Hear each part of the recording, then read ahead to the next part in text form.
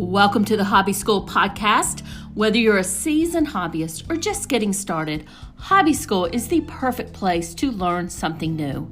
My name is Dr. Destiny Kopp, and I'm your host of the podcast. But before we jump into our episode for today, the only thing I ask is that if you enjoyed the episode, please share with a friend and give us an honest review on your favorite podcast platform. This helps us get out the content to more people.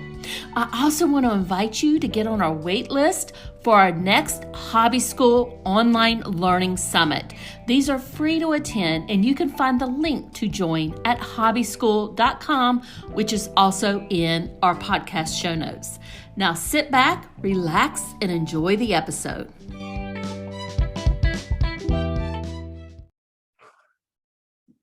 And today, my special guest is Angela Palmer. Angela is a handmade skincare educator. She lives in Idaho. And Angela, I'm super excited to chat with you today. This is a topic that I don't know a lot about. We're going to be talking about making do-it-yourself lotions and body butters. I got tripped up there for a second. And I can tell you, I don't know anything about this subject. So I'm very excited to dig in and learn a little bit more about this myself. But before we get into all the questions I have for you, can you tell the good audience a little bit more about you and how you help people and how you got started in this? Yeah, thanks for having me. I'm super excited to be here. So I got started making my own handmade skincare products, kind of like anything really cool that we get into in life. I kind of fell into it. When I was in school to become an esthetician, we had one lesson and it was a very short lesson, but it was about making skincare products from ingredients that you had in your kitchen. So our instructor had us bring in like a papaya and a pineapple and yogurt and oatmeal. And we spent this lesson just kind of crafting some skincare products from these kitchen ingredients. And that really kind of intrigued me because I remembered my mom when I was a kid. She would make like an oatmeal facial mask, but seeing that these natural ingredients could actually have effectiveness on par as a professional product, that was really exciting to me. And then when I started working, after I graduated, started working at the day spa, we had handmade products that we would use in our treatment rooms. So we would do salt glows that were made from sea salt and oils. And we made our own massage oils from coconut oil and sweet almond oil and essential oils. And our herbal body wraps were literally just herbal tea that we bought from the grocery store, and we made really strong herbal tea and soaked our body wrap in that. And our clients, they loved these treatments. So I really was intrigued, and that kind of like set me in motion with starting to research some of these natural ingredients. And I'm thinking, well, if I could make this product for my clients in our treatment room, what other types of products can I make at home for myself? And this was many, many years ago. Those of us who are over a certain age remember when the internet was not a thing. So there wasn't a lot of information out there. So I spent a lot of time in the library and reading books. And then I just kind of jumped in and started experimenting with making my own skincare. And I made a lot of mistakes. I made some really, really, really bad products in the beginning, but that was how I learned. So that was actually the single most important thing I think that I did was just experimenting. So I made products that felt horrible on the skin. They smelt horrible. They molded. But as I experimented and had those failures and then fixed things, slowly I actually started creating skincare that was really lovely and I really liked. And I started replacing my store-bought skincare with my handmade products. And my clients would ask me occasionally, like, what products do you use on your skin? And I would tell them, well, actually, I make my own. And they were kind of interested in it like I was. I thought, I don't know, maybe it was just me. Like I was kind of strange and this was something that only I was interested in. But I realized that other people were kind of interested in this as well. And about that time, a friend of a friend was creating a holistic wellness program at California State University, Stanislaus. And she asked me to come and teach a natural skincare course for that program.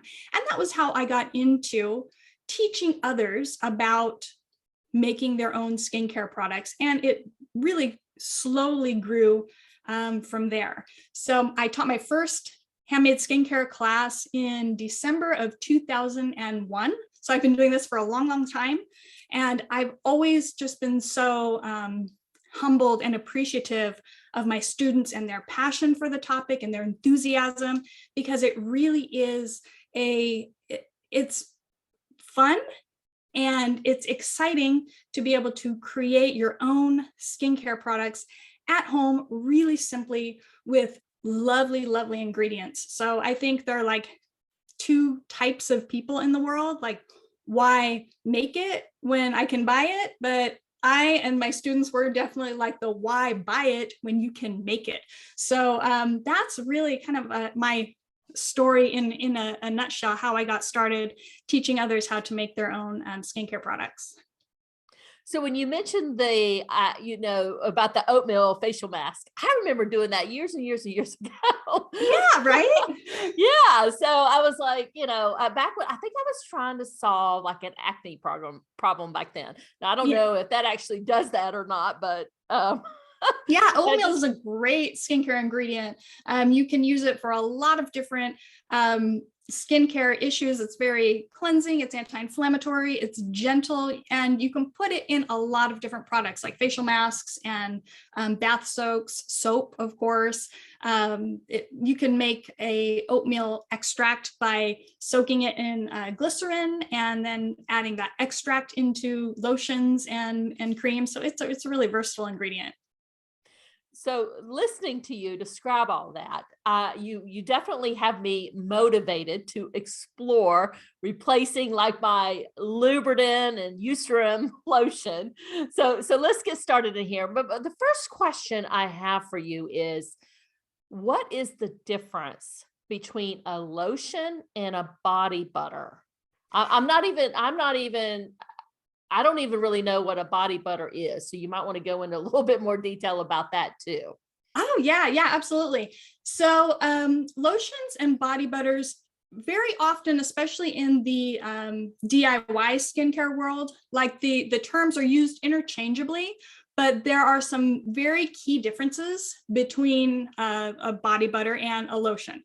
So a body butter, it's a moisturizing product. So you put it on your skin to moisturize. You just massage it in just as you would like a typical over-the-counter or store-bought lotion.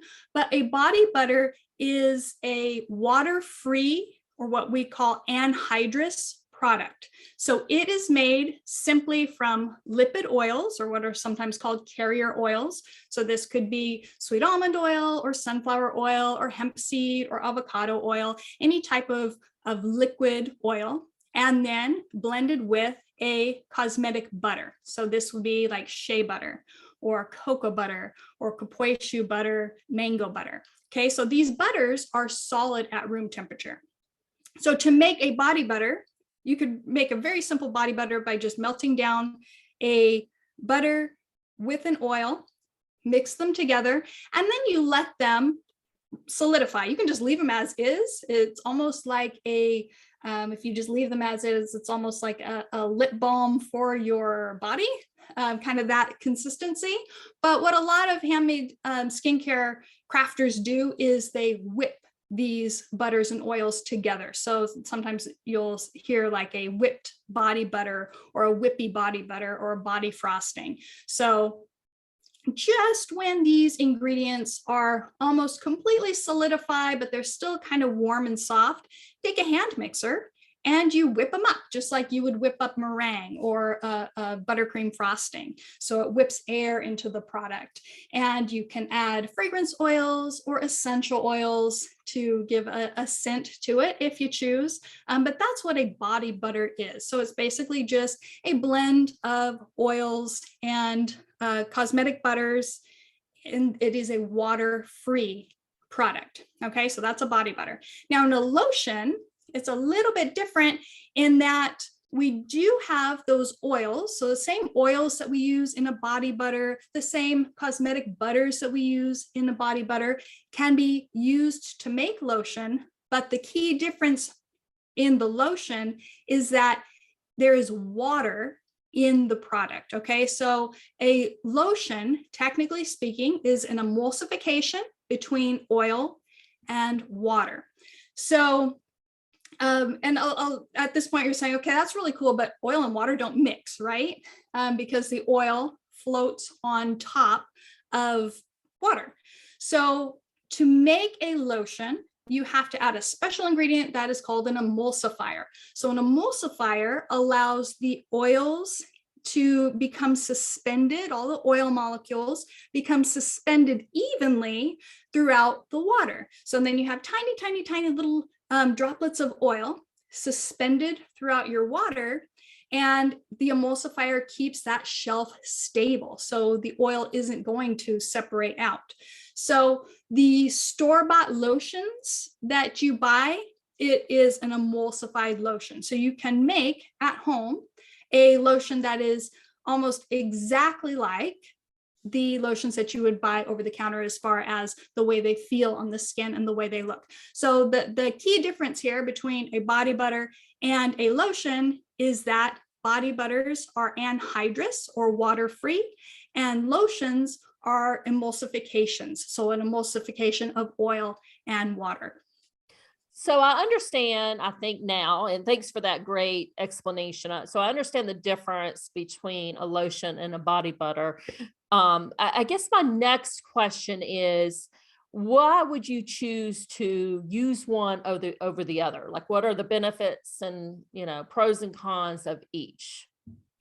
Yeah, so both products, they have their own benefits and drawbacks. So it really does depend on what your end goal is. So body butters, most handcrafted skincare makers, they start with a body butter because when they look online at recipes, the recipe seems very simple and the ingredients seem very simple. So the benefit of body butters is that you don't need any type of specialty ingredients. You can make them very simply with even just two ingredients, a cosmetic butter and an oil.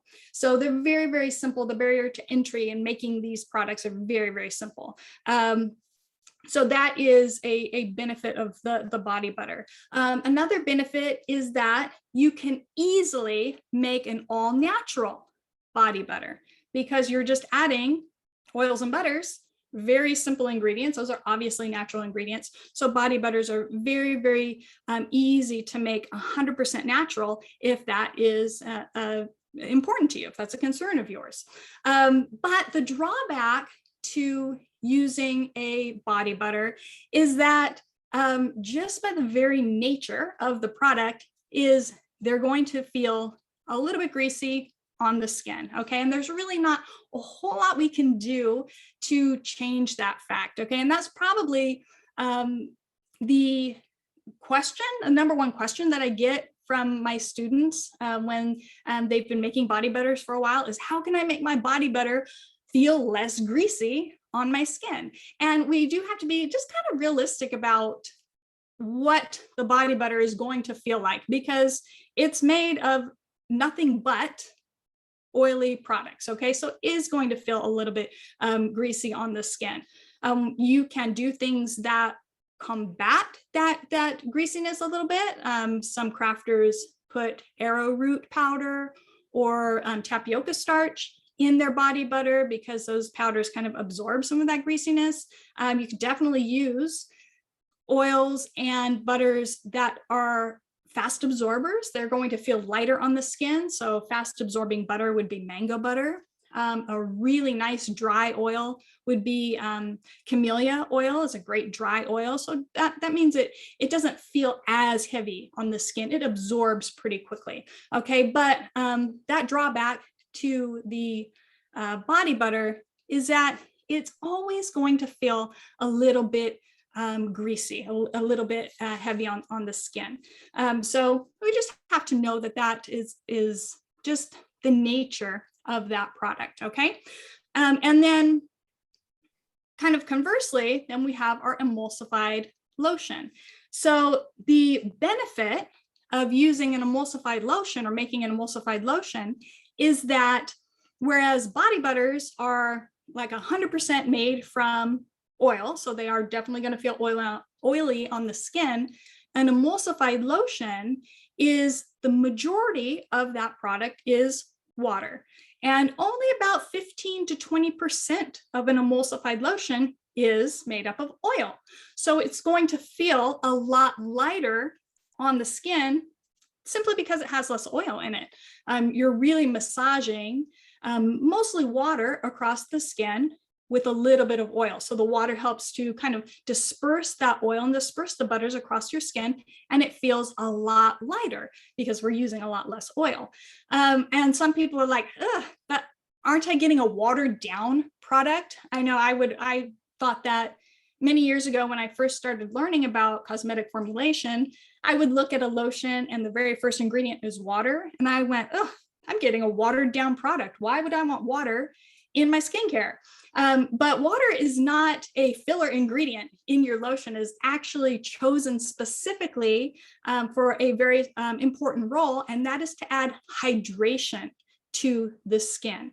So hydration just means water. Your skin doesn't create hydration naturally. It has to be hydrated either from the inside, from water that you drink, or from the outside. So this can be your skin kind of absorbing water from the atmosphere. So if you live in a very humid area, your skin is going to be a little bit more hydrated than somebody who lives in a very dry, arid area. Or you can put a skincare product that adds hydration to the skin on your skin, like a lotion. So that water isn't watering down your product. It's actually hydrating the skin. So this is a key benefit that kind of lotion has above a body butter, is that it adds hydration to the skin. It hydrates your skin, and then the oil seals that water in. So that's a really, that's why lotions feel much more moisturizing than a body butter alone. So if your skin is already dehydrated, it's already lacking in water, you can put a body butter on and your skin will feel emollient and occlusive, but it can still feel dry. So if you've ever used a body butter and your skin felt dry, and then you put the body butter on and you're like, wow, I feel kind of oily and moisturized, but still dry, it's because that body butter isn't adding the hydration that your skin needs, okay? So emulsified lotions are really good at hydrating and moisturizing the skin. So if you have dehydrated skin, dry skin, you're going to get a better result with an emulsified lotion than you would a body butter. And you can use both. You can put your emulsified lotion on and then do a body butter on the top to kind of get some extra protection. But in general, you're going to get more hydration from an emulsified lotion. So that's a big benefit of making an emulsified lotion. But there are a few drawbacks to making lotion versus a body butter. So the first drawback is that you do need some specialty ingredients. So you will need an emulsifier. And for beginning lotion crafters, I recommend an emulsifying wax. So this is a product that is, it's actually a blend of two emulsifiers, which is cetyl or cetyl alcohol and a polysorbate. And this emulsifying wax is what helps your oil and your water stay blended together.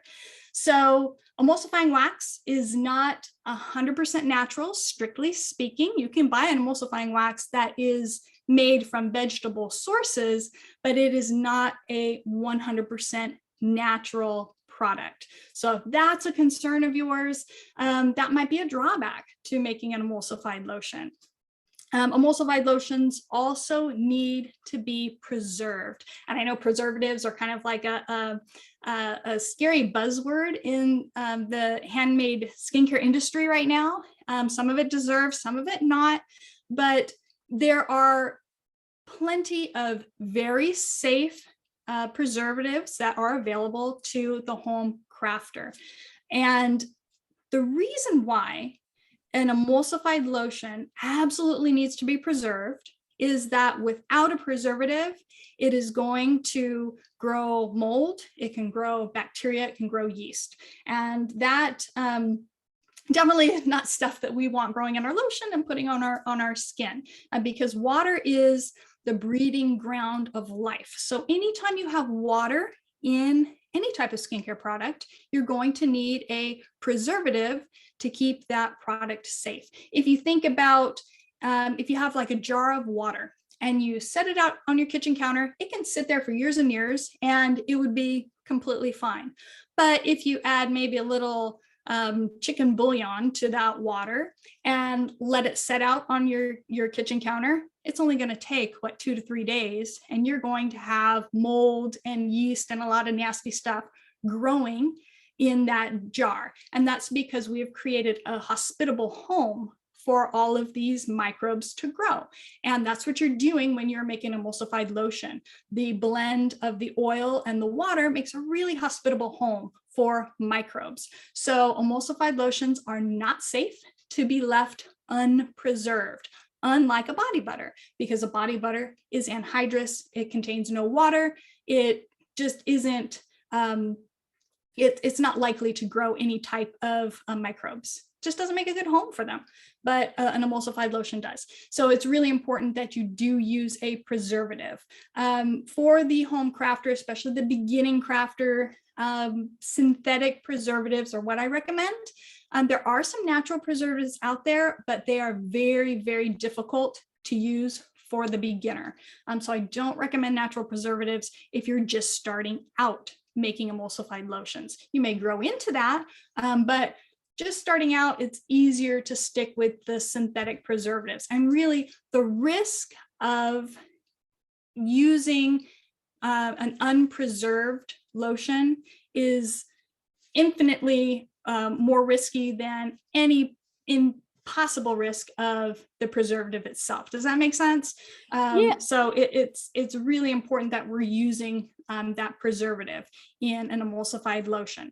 So again, the benefit of the body butter is that you can easily make a natural body butter, 100% natural body butter, but they tend to be oily and greasy, and they don't add hydration.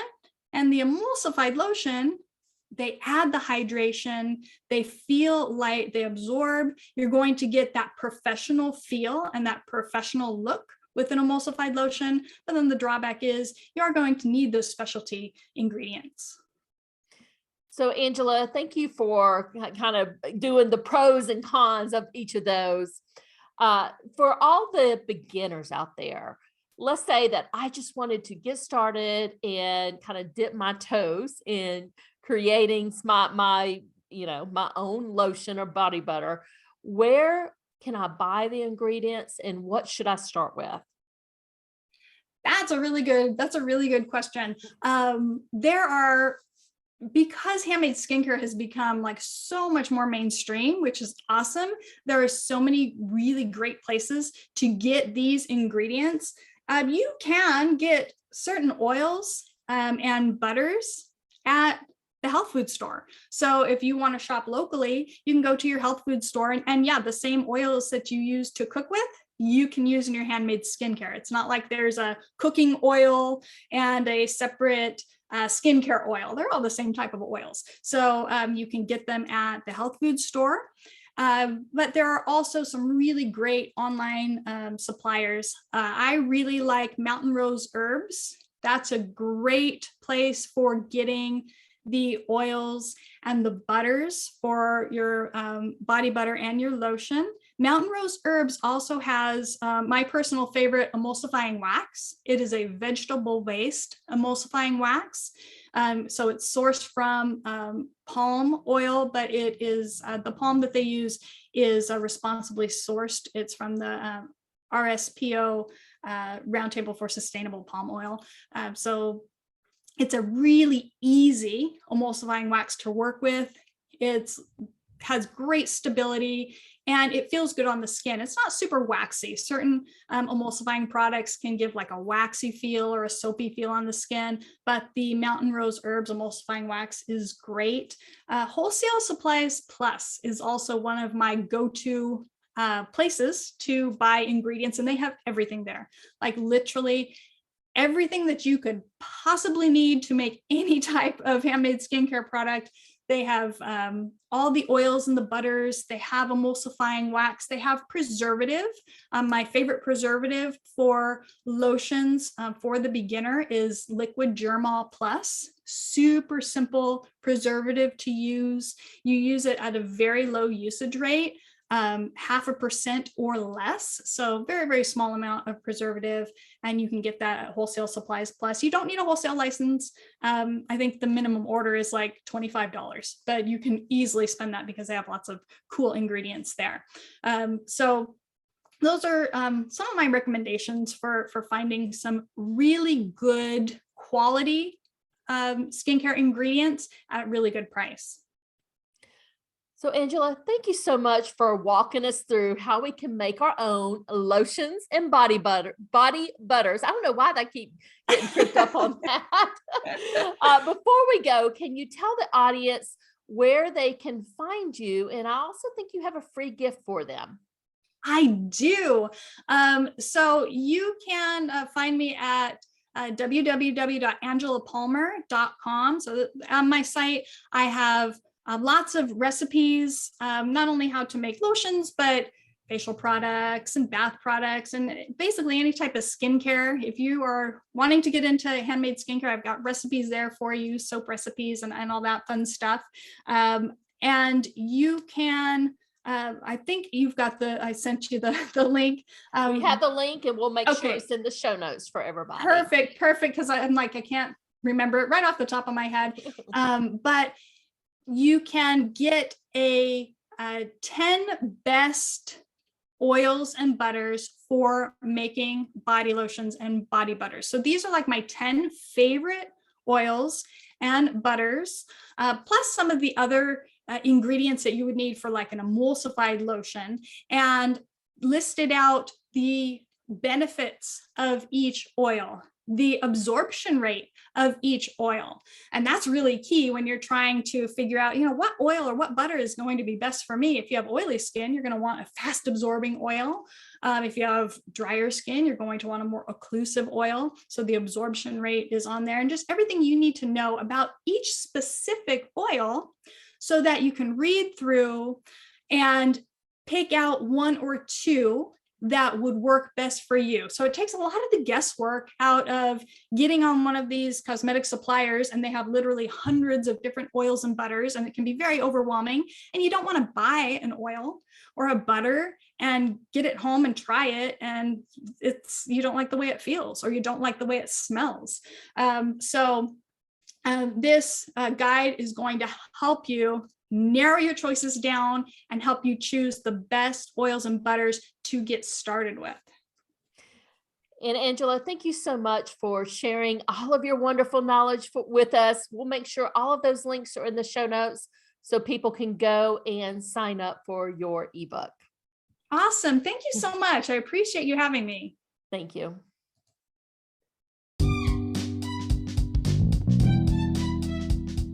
Thank you so much for listening today. Don't forget to sign up for the waitlist so you'll be the first to know when our next free Hobby School online learning summit launches.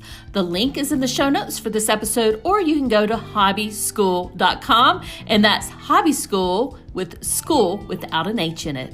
Talk soon.